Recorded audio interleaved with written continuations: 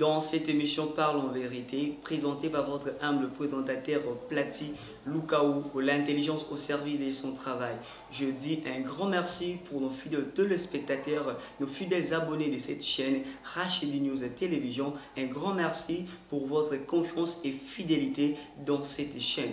Là, je vois en particulier le partenaire privilégié de cette chaîne, Monsieur Serge Kusanika. Je vous dis un grand merci. Na musala kitoko pe na ba plus fiable au apportaka d'un moment à l'autre na kati ya chaîne oyo na bosani pété Madame Rachel G. Kanji, la perle rare de la presse congolaise. Yepe na pesier ba coup de chapeau bisika akutami. Sans plus tarder, nous allons parler de l'actualité politique dans cette émission Parlons vérité.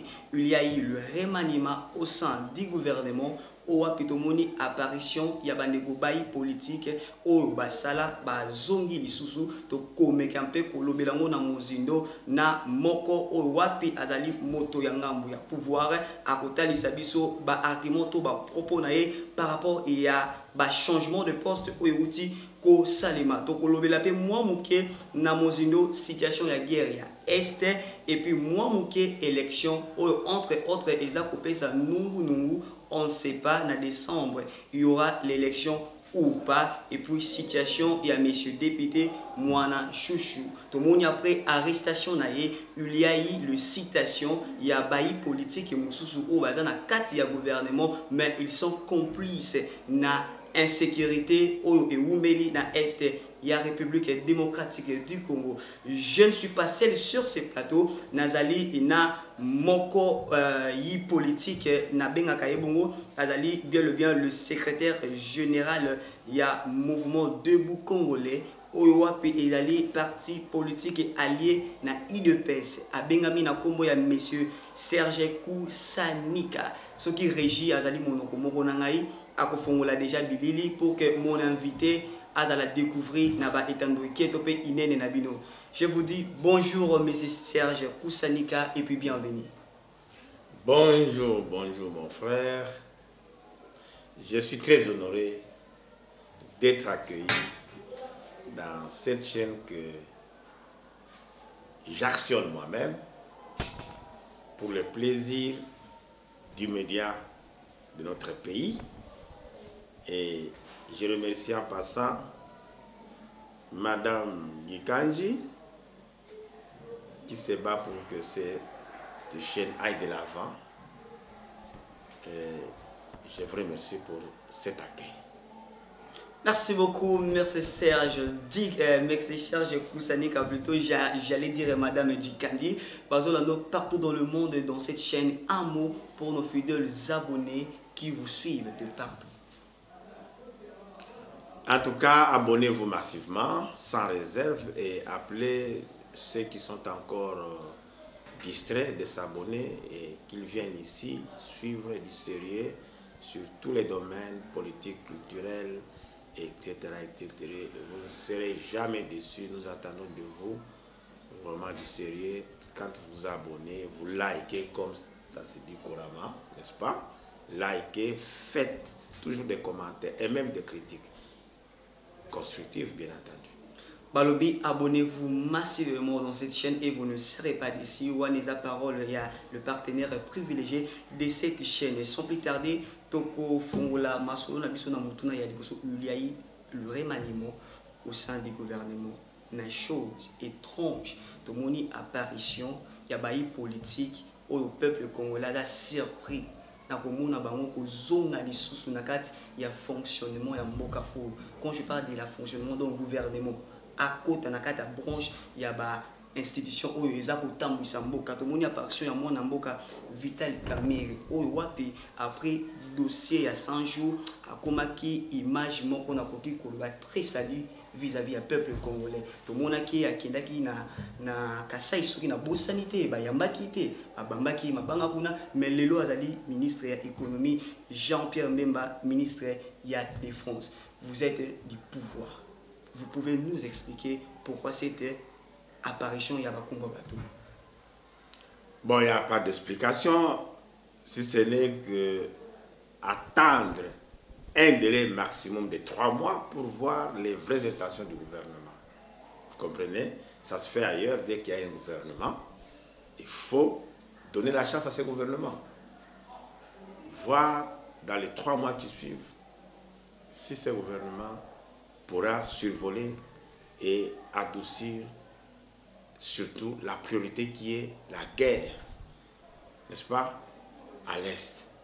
Nous attendons de ce gouvernement, vous comme moi, si je suis une population, la fin de la guerre qui est priorité et non les élections qui est chantée par la partie de l'opposition. L'opposition ne nous apporte, les élections ne nous apporteront rien. On pourra toujours voter. L'élection n'apporte jamais de démocratie. Est-ce que le peuple congolais peut s'attendre à quelque chose d'important? Mais pourquoi pas? Pourquoi pas? Jean-Pierre Bemba a de l'expérience, Kamere a de l'expérience, bien que dans le parcours, il y a quand même de son côté le problème de justice. Mais il a été blanchi, à partir du moment où il a été blanchi, c'est déjà quelqu'un qui est ministrable.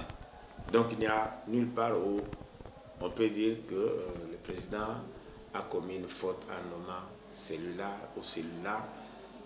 Cela relève du pouvoir discrétionnaire du président. Et lorsqu'il réfléchit, il sait que cet homme peut apporter quelque chose, l'autre peut apporter quelque chose. Donc ça ne relève que de son pouvoir discrétionnaire. Et critiquer telle ou telle personne n'est pas interdit. Nous sommes en démocratie. Essayons un peu d'en parler en profondeur. Prenons le cas de M. Vitali Kamere. Boyebi, Toyebi Bissonio Somala, mon dossier 100 jours. Makambo Ebimaki, Makambo Salimaki, Nandenge et Soukaki. C'était toujours dans le domaine de la finance. Et aujourd'hui, c'est lui le garant de la finance. Yambo Kanabiso. Est-ce qu'on peut s'attendre vraiment à quelque chose d'important? Soyons sincères malgré que vous êtes du pouvoir. Je sais qu'il y a des critiques qui abondent de gauche à droite, mais nous n'allons pas, sur base de ces critiques, nous désorienter. Il est devenu l'homme d'État avec une charge. Nous allons le juger à partir de ce qu'il va faire. Et le premier jugement s'est fait à la date butoir de 90 jours. C'est à ce moment-là qu'on va juger vraiment la vraie détermination de ce gouvernement, non seulement de Vital Kamere, car l'équipe doit être homogène et complémentaire.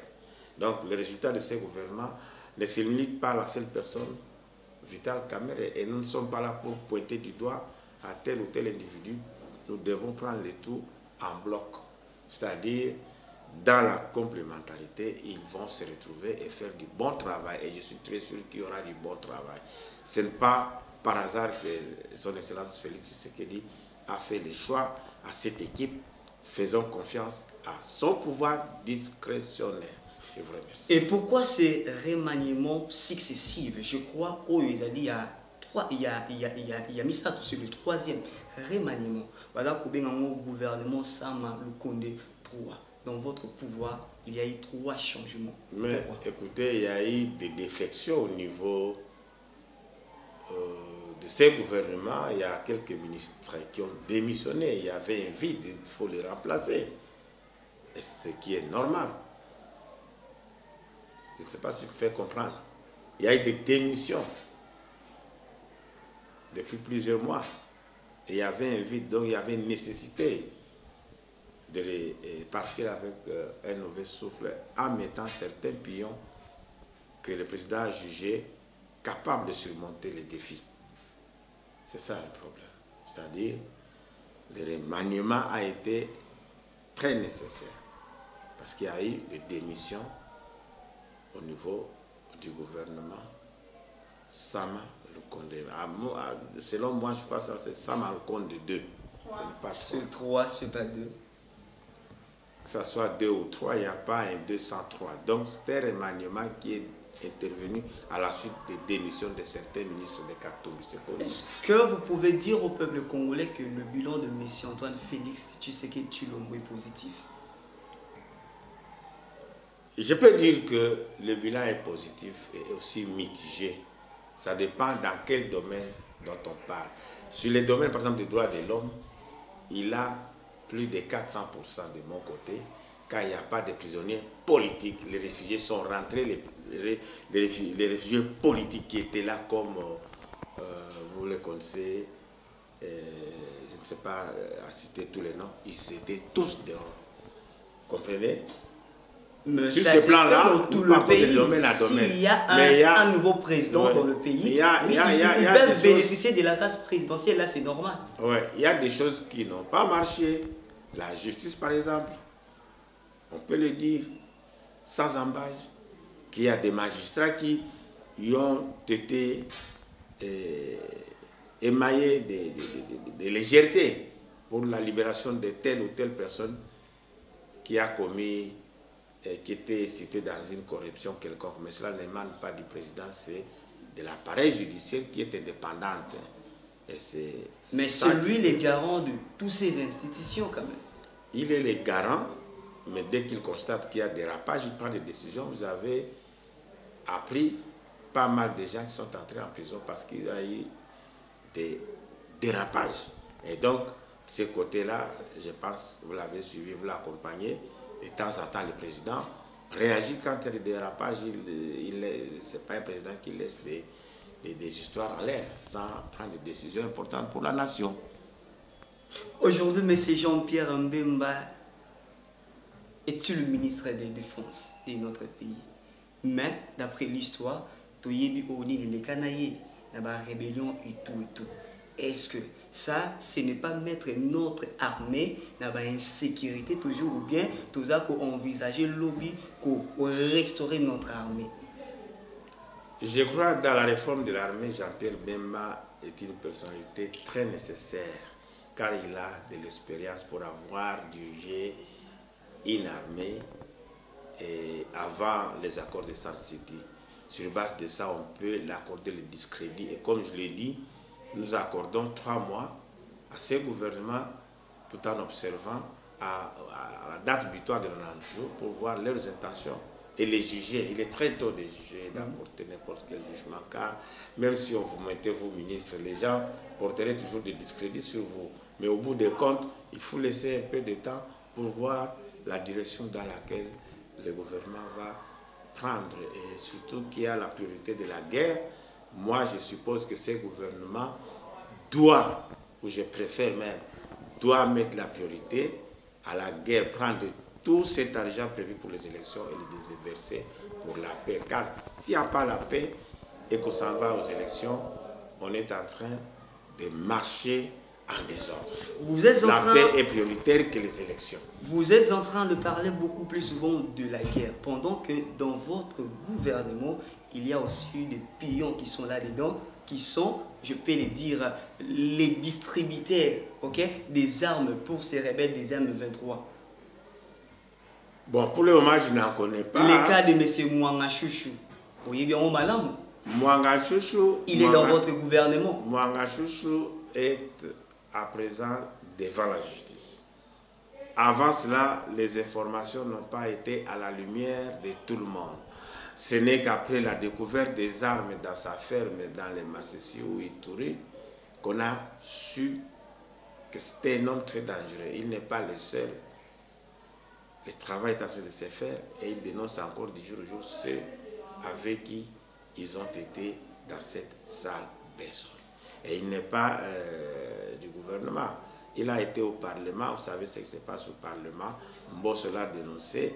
Mais que cela soit tard ou non, l'essentiel est que la justice congolaise s'en occupe. Et je pense que les choses vont s'éclaircir au fur et à mesure. Jusque-là, nous ne sommes qu'au début de l'affaire Mwanga Chouchou au niveau de la justice. Donc, attendons vraiment les tenants et les aboutissants de ces jugements. Car il n'a pas encore été condamné officiellement.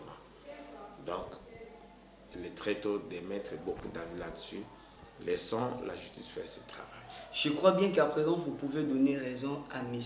Martin Fayulu parce qu'il vous avait dit dès le début, il faudrait faire les ratissages au sein de ces gouvernements. parce qu'il y a de têtes là-dedans. Monsieur Martin Fayoulou, vous avez dit cela, mais vous ne l'avez pas écouté. Je salue bien M. Martin Fayoulou que j'ai rencontré personnellement à Cologne au mois d'octobre. Je l'ai suivi dans la salle en Allemagne. J'ai été là, j'ai même organisé cette rencontre parce que c'était un opposant de mon pays qui est arrivé en Allemagne comme visiteur.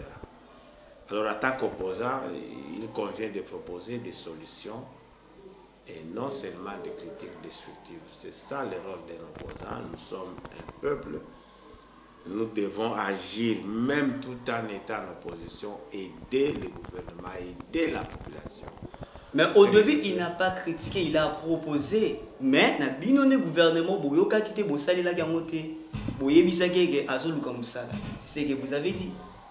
Bon, s'il a proposé et que cette proposition n'a pas été prise en compte, moi, je n'étais pas dans ce gouvernement, je ne connais pas cette proposition, je n'ai jamais lu les textes, je me réserve le droit d'y apporter quelque chose que je ne connais pas très bien. Et donc, je sais que c'est un bon politicien qui peut toujours proposer, mais je crois que certaines de ces propositions ont été prises en compte. Et ce qu'il a fait comme des marches même dans cette ville, a produit des effets. Certaines choses qui étaient réclamées par la population ont été vraiment apaisées dans la solution. C'est pourquoi à tous les politiciens congolais, je leur demande d'apporter des propositions, même tout en étant dans l'opposition. C'est-à-dire, n'attendez pas seulement que vous soyez au gouvernement pour proposer et travailler en faveur de la population. Je vois à travers la ville de Kinshasa des fondations, des fondations, des fondations. Je ne vois pas des fondations des opposants. Je ne vois pas les opposants qui s'occupent de la salubrité de la ville. Je n'en vois pas. Et pourtant, ils ont des moyens. Qu'est-ce qu'ils attendent? Donc, nous sommes un peuple, nous devons nous compléter. Là où vous êtes capable de faire quelque chose, faites-le. Ne dites pas que non, voilà, comme il est là au pouvoir, moi je vais critiquer, je vais faire des marches, je vais faire ça, afin qu'il perde la popularité. C'est vraiment une démarche contraire à la démocratie. Est-ce que la justice congolaise va réellement cette fois-ci faire son travail pour le cas de M. Mouma Chouchou? Parce que nous l'avions vu avec Baï politique et Belé, Baouti Kokangamawa. Mais nous espérons que notre justice a maintenant appris beaucoup de choses quant au jugement de certains cas. Par le passé, nous avons assisté à beaucoup de dérapages au niveau de la justice. C'est pourquoi je l'ai même dit au début que le problème c'est la justice. C'est là où le président, notre Excellence Félix Tshisekedi, doit vraiment y mettre l'accent. Car un pays sans justice, c'est un pays dévoué au désordre. Et l'émergence du pays va être aussi bafoué. Nous espérons que cette fois-ci, ce cas sera très suivi à la lettre et que les sanctions seront disciplinaires pour que de tels cas ne se répètent pas dans nos pays. Il y a eu situation de certaines personnalités politiques, allais-je dire, prenons le cas de M. Bahati. Il est très proche de M. Félix, mais il a été cité par Mouma Chouchou. Écoutez, laissons la justice faire ce travail. Cela ne m'appartient pas de mettre mon avis ici. L'affaire est en délibéré dans la justice. Le moment venu, nous saurons qui sont coupables dans ces dossiers, qui sont les complices, qui sont les commanditaires. Donc la justice, à ce moment, a les dossiers à main et les enquêtes se poursuivent. Indirectement, le peuple congolais pourront dire quoi de ce gouvernement? Parce que ce sont eux qui sont à la destruction de sa population. Le gouvernement, comme tout gouvernement qui entre dans un premier temps, l'espoir est permis. C'est tout ce que je peux dire à ma population. L'espoir est permis, c'est-à-dire n'allons pas désespérer et, comme je l'avais dit, donnons la chance à ce gouvernement et attendons les 90 jours date butoir qu'on accorde à tout gouvernement du monde dès qu'il est investi. Merci beaucoup, nos très chers fidèles téléspectateurs de cette chaîne. Nous avançons petit à petit vers la fin de cette émission, mais essayons un peu de parler de l'élection. Je crois qu'il y a quelques jours, M. Didier Manara, si je ne me trompe pas, il est le vice-président de la CENI. Il a fait une déclaration qu'il n'y aura pas l'élection. Mais pendant que le peuple congolais a eu enrôlement, gouvernement et se fait enrôler population congolaise pour que se préparer dans l'élection, mais vous venez de changer le propos, il n'y aura pas l'élection. Qu'est-ce que vous pouvez dire par rapport à cette déclaration de M. Didier Manara? Bon, écoutez, je pense qu'il y a une somme d'analyse qui est entrée en compte quand quelqu'un fait une déclaration. On ne fait pas de déclaration pour le plaisir de les faire. Nous sommes en face de nous les Rwandais qui nous menacent et la guerre est devenue une guerre dans laquelle l'Occident y met aussi beaucoup d'influence derrière les Rwandais. Notre priorité à ce jour, je le dis même en face de tout le monde, mon peuple congolais, notre priorité doit être la paix et non les élections. Car sans la paix, nous n'allons rien avancer. Donnons la chance à la paix. Et donner la chance à la paix, c'est regrouper les sommes d'argent prévues pour les élections afin qu'on aille combattre l'ennemi qui est redoutable. Nous n'allons pas dilapider les moyens financiers d'une part pour les élections et l'autre côté pour la guerre. Nous n'allons ni faire les élections en ordre, ni réussir la guerre. Donc, mieux vaut, comme qui dirait, chasser un gibier et l'attraper que chasser au même moment deux gibiers. Je pense que ça, c'est la tradition bantoue. Pour le moment, le gibier qui est là et qu'on doit attraper, c'est la paix.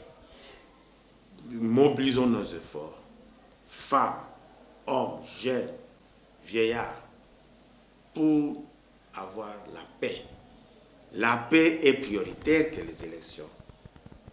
C'est à vous de choisir. Ou vous voulez la paix, ou vous voulez les élections. Mais quand vous voulez la paix, laissez d'abord le chapitre élections à côté, car cet argent va nous aider à acheter des armes, à structurer l'armée qui a été infiltrée jusqu'au sommet de l'État et à faire beaucoup d'autres projets concernant l'armée elle-même qui exige des moyens colossaux. Et donc, pour moi, il faut un consensus pour qu'il y ait prolongation des élections.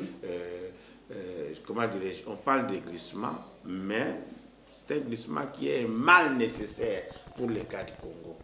N'allons pas nous fier aux commentaires des RFI, des France 24, de tous ces mondes-là qui viennent matin, midi, soir pour faire pression sans se rendre compte de nos parents qui meurent, de nos enfants qui sont dans des forêts. Vous comprenez? C'est là le vrai problème. Eux, ils sont dans des bureaux climatisés, mais nos enfants, allez regarder ce qui se passe là-bas. Ils viennent, ils s'arrêtent là. Même ceux qui sont venus de l'Afrique, ils sont allés à Goma, qu'est-ce qu'ils ont apporté dans leur mallette? Ce n'est que des déclarations vides, creuses. Monsieur Serge Koussanika, est-ce que le Congo est le premier pays dans le monde à avoir organisé les élections au moment de la guerre? Pendant qu'ils ont la guerre, nous avions vu beaucoup de pays. La comparaison n'est pas raison. La comparaison, je le répète, n'est pas raison. Je vous donne l'exemple de 2018. Il y a eu une partie du Congo dont les gens n'ont pas voté. Mais il y avait élection. Écoutez, si vous dites que... Vous connaissez que la partie du Kivu, c'est la partie la plus peuplée du pays. C'est la partie la plus peuplée. Et un président qui sort sans être voté au Kivu, c'est un président immédiatement impopulaire. Parce qu'il n'a pas été voté au Kivu. Alors nous n'avons pas besoin d'avoir des présidents populaires dans ces pays. Mieux vaut attendre, faire les efforts pour que la paix y revienne et qu'on organise les élections. Nous ne sommes pas pressés par l'Occident, par quoi ou qui. Nous n'avons des comptes à rendre à personne. C'est que vous êtes incapable d'organiser les élections au moment fiable. Comment nous allons être incapables? Parce que les données même au niveau de la politique actuelle, je ne vois pas celui qui va écraser le président Félix, surtout qu'il a l'allié des tailles comme Bemba, l'allié des tailles comme Kamer et l'allié des tailles comme nous autres. Je vous dis là où nous sommes. La présence de M. Katumbi vous dit rien? Non, je ne veux pas parler des individus ici. Je ne veux pas vous venez d'évoquer quelque chose oui, qui est très important. Je ne veux pas parler. Donc, le président actuel n'a pas des adversaires forts. Je vous vois venir, vous voulez parler de la loi Tchani. La loi Tchani, je vous dis, elle est une loi salvatrice pour notre pays. Car ce qui s'est fait au Congo actuellement, c'est ce qui se fait dans tout le monde entier. Consultez dans la constitution de la France, dans la constitution de la Belgique, dans la constitution même de Brazzaville ici à côté, pour devenir président, quels sont les critères? Même aux États-Unis, il y a des critères à ces postes-là. Et c'est un poste sacré. On l'attribue pas à n'importe qui. Vous devez le savoir. Ce qui se fait au Congo, ce n'est pas du nouveau. Mais il y a des clauses dans la Constitution au niveau de ces postes-là. Et c'est mondialement connu. Je ne sais pas pourquoi vous en faites un problème au Congo. Je ne sais pas, je ne comprends pas. Et je ne comprends pas parce que l'exemple le plus patent, vous le voyez avec ce qui s'est passé avec Kabila à 18 ans de pouvoir. Il n'a fait que Kingakati. À part Kingakati, c'était moi ce qu'il a encore fait. Et mais quand vous partez en Tanzanie, vous allez retrouver des hôtels, des tout, des sociétés, même d'argent dans des banques Pampers aux États-Unis. Mais les fils du pays ne le feraient pas. Vous avez un exemple vivant de Kabila. Mais il a choisi la nationalité. Il a choisi la nationalité congolaise, bien sûr, mais il n'a pas travaillé pour ce pays. Parce que je vous rappelle qu'il y a eu des massacres de Bundudia Congo, des massacres de Tingi-Tingi, des histoires là de Maloko, des fausses communes de Maloko, les histoires là de Kamwana Sap. C'est ce régime qui nous a rendu des problèmes, même lors des élections de Félix Tshisekedi. Il y a eu des M23 qui ont fusillé les manifestants. C'est connu, il n'y a aucun secret. Mais si c'était un fils du pays, il n'y aurait jamais au grand jamais, comme vous l'avez ignoré, j'ai fait allusion aux fausses communes de Maloko. Ça vous dit quelque chose? Voilà. La présence de Martin Fayulu Madidi vous dit absolument rien. C'est un opposant, toute sa population. Je dis bien c'est un opposant, comme tous les autres, dans tous les pays nous avons des opposants. Nous n'allons pas parler de la démocratie sans opposants. Mais des lois, les règles de la Constitution sont autre chose. Et il faut les respecter. Vous comprenez? Je vous ai bien dit que j'ai accueilli Martin Fayulu. À Cologne, j'étais dans la salle. J'étais co-organisateur de son arrivée. Parce que c'était un compatriote congolais qui était là. Alors, on n'a pas besoin de discuter là-dessus. Les clauses de la Constitution concernant le poste du président de la République restent inchangeables. Seul celui qui est des pères et des mères a accès à ces postes. Les autres postes, ils sont là, ministres ou quoi, trop de postes. Mais les seuls postes là, la clause, elle est universelle. Dans tous les pays du monde, mais pourquoi vous voulez que cette loi soit appliquée cette fois-ci? Eh bien, parce que l'expérience du passé, l'expérience douloureuse de ce que je venais de vous dire, c'était une expérience trop triste. L'expérience de Kabila, trop triste. Si ce n'est que Kingakati qui l'a construit, qu'est-ce qu'il a encore fait? C'était moi, ce qu'il a fait. Si ce n'est que cacher l'argent dans des banques à l'étranger, si ce n'est que... il y a des choses tristes ici.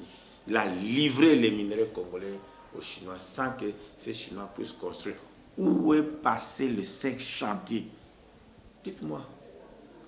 Ils ne posent que des pierres, ils n'ont que posé des pierres d'inauguration. Et après, qu'est-ce qui a été fait? Qu'est-ce qui a été fait? Il y a des ports privés. Qu'est-ce qui a été fait?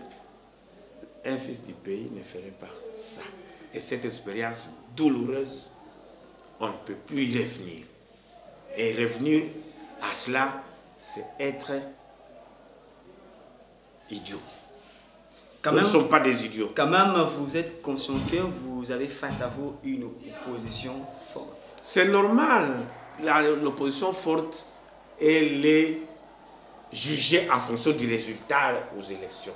Il n'y a pas encore de résultats aux élections. Donc, pour nous, il n'y a aucune opposition forte. L'opposition forte, c'est en fonction des résultats aux élections. Comment vous allez parler d'une opposition forte? En fonction de quoi? En fonction de quoi? Ce sont les élections à l'issue desquelles on démontre que tel parti a du muscle. Et le muscle, c'est la population. Et puis si vous croyez qu'il n'y aura pas l'élection d'ici décembre, cette opposition va fermer les bras? Bien entendu, l'opposition est libre. Dans la Constitution, exprimer ses idées selon l'article même de la Déclaration des droits de l'homme, l'article 11 des droits universels. Chacun est libre d'exprimer ses idées, de les écrire et même de les imprimer. Mais nous, aucune vexation, aucune humiliation, ça va? Aucune peur ne peut nous empêcher d'aller l'un vers l'autre. Car aller vers l'autre, c'est faire preuve de sagesse. Est-ce que vous êtes sûr que... Nous sommes prêts de collaborer avec l'opposition, parce que pour nous, l'opposition est sous-entendue doit être une opposition qui apporte des propositions constructives pour qu'on marche ensemble. Ce n'est pas une opposition d'armer les jeunes gens avec des machettes, d'armer les jeunes gens avec de la drogue pour venir saccager des magasins lors des marches d'opposition. Non. Et d'ailleurs, une opposition doit toujours proposer et agir. Et c'est ce qui s'est fait ailleurs. L'opposition n'est pas l'ennemi des gens qui sont au gouvernement. Ici, à travers les rues, j'entends les gens insulter et la plupart des cas, des injures que j'entends face à ceux qui gouvernent. La politique, ce ne sont pas les injures, c'est la force des arguments. Merci. Merci, Monsieur Serge Koussanika, notre très cher fidèle téléspectateur. Nous sommes arrivés presque à la fin, mais avant de chuter, il y a une question qui me revient en esprit. Est-ce que s'il y a l'élection, ok, pendant que nous serons aux élections, Monsieur Félix Antoine Tshisekedi Tshilombo pourrait avoir une deuxième mandat? Je vous dis, il aura noté la date d'aujourd'hui. Prenez cette émission comme exemple. Nous sommes là, nous sommes là pour qu'il ait le deuxième mandat. C'est un fruit d'un travail de longue haleine. Il n'aura pas automatiquement, bien entendu, il faut travailler. Et il a les hommes pour travailler derrière lui. C'est pourquoi je propose d'ailleurs qu'il y ait des rencontres entre nos partis alliés à l'UDPS pour former notre plateforme électorale. À l'issue de cette plateforme électorale, nous allons nous distribuer des rôles. Et de là, vous verrez comment nous allons travailler. Vous me verrez crier. Pourquoi pour que le président sorte avec une majorité écrasante. Pourquoi êtes-vous si sûr? Quelque part, vous êtes en train de préparer une petite tricherie ou quoi? Non. Généralement, toutes les élections en Afrique ou au monde, les gens font allusion à la tricherie. Non. Pourquoi tricher? Parce que nous avons déjà une stratégie de travail pour gagner ces élections. Et cette stratégie, je ne veux pas la dévoiler. Comprenez? Je ne veux pas la dévoiler. Je ne vais pas vous dire le nombre de pirogues que nous aurons, le nombre de vélos que nous aurons, le nombre de motos que nous aurons, le nombre de tout ça. Vous comprenez? Ça ne se dit jamais. Mais nous avons une stratégie électorale lorsque nous allons nous asseoir avec nos alliés qui vont constituer la plateforme électorale de l'UDEP avec l'UDPS.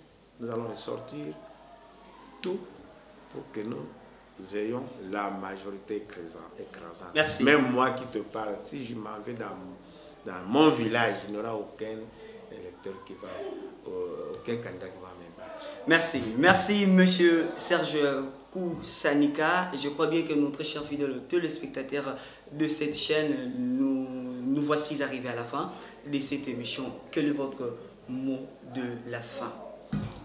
Le mot de la fin, c'est que les peuples congolais doivent toujours espérer. Nous n'allons pas perdre l'espoir. Les espoirs sont permis. Faisons confiance à notre gouvernement. Et en dehors de 90 jours, on pourra les juger. N'allons pas de précipitation en précipitation, d'émotion à émotion, de critique en critique. Trop de blabla pour rien. Ciblons, accompagnons, soutenons le gouvernement et je pense que ça va faire du bien pour notre pays. Merci. Notre chef de téléspectateurs de Rachidi News Télévision, nous voici arrivés au terme de cette émission.